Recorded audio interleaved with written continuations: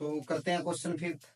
Question fifth के अंदर हमें क्या दिया है कि find the scalar and the vector components of the vector. एक ऐसा किसी भी एक वेक्टर के स्केलर कंपोनेंट्स और वेक्टर कंपोनेंट्स को बताना है हमें, जिसका इनिशियल पॉइंट 2,1 है और टर्मिनल पॉइंट है जो -5,7 है। उससे पहले कुछ जानकारी ले लेते हैं। ठीक है, जो हम पढ़ रहे हैं वो हम थ्री डी ज्योमेट्री के अंदर पढ़ रहे हैं। ठीक है, तो थ्री डी ज्योमेट्री के अंदर अगर कोई भी पॉइंट आता है तो उसके तीन कोऑर्डिनेट्स होते हैं, एक्स वाई और जेड कोऑर्डिनेट।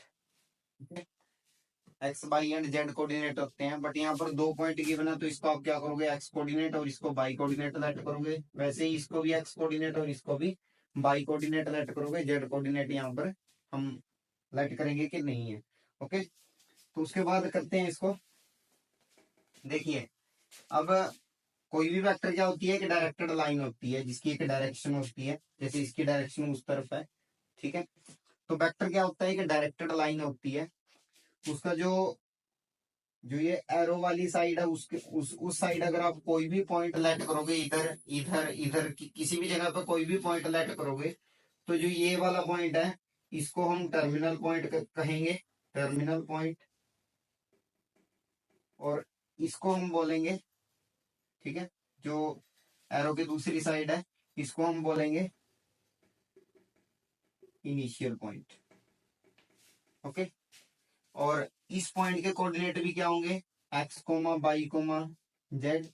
और इस पॉइंट के कोऑर्डिनेट भी होंगे तो एक्स वाई और जेड ही, बट क्योंकि डिफरेंट होंगे तो इसको लेट करो कि हमने, या इसको लेट करो कि हमने क्या लिख लिया, इसको लिख लिया हमने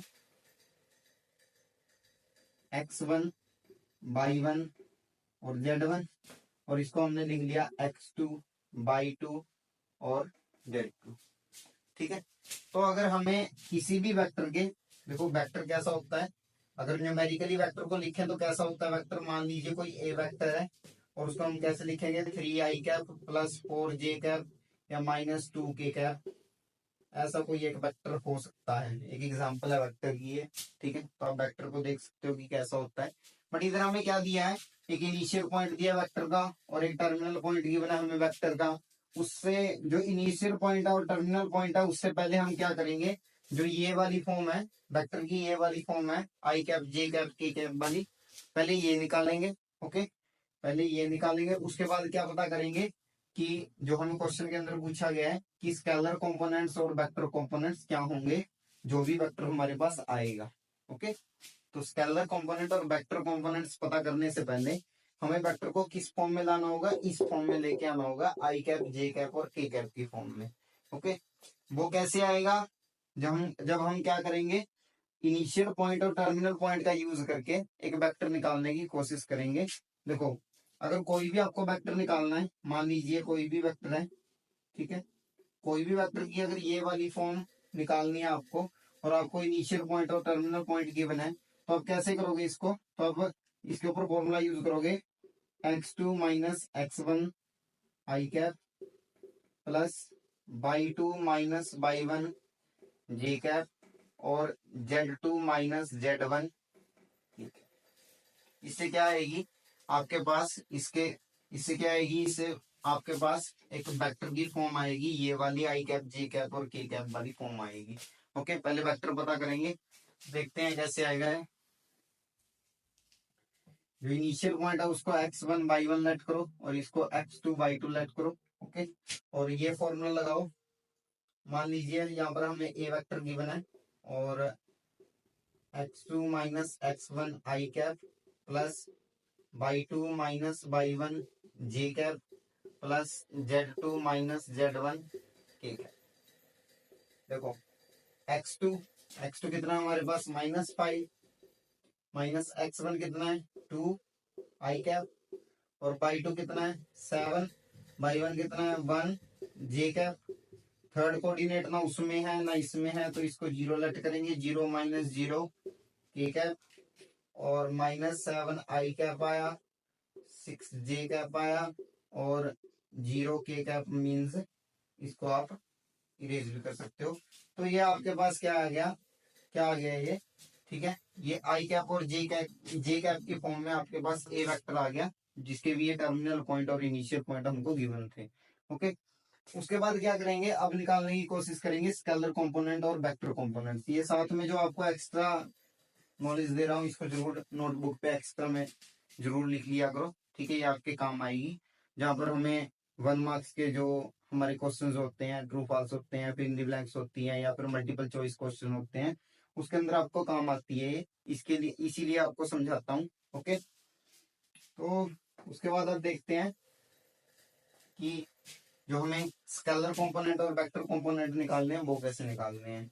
ठीक है, देखिए कोई भी वेक्टर की स्टैंडर्ड फॉर्म लिखिए, जैसे बी वेक्टर एक्स आई कैप प्लस वाई जे कैप प्लस जेड के कैप। ओके, ये स्टैंडर्ड फॉर्म हुई किसकी, बी वेक्टर की।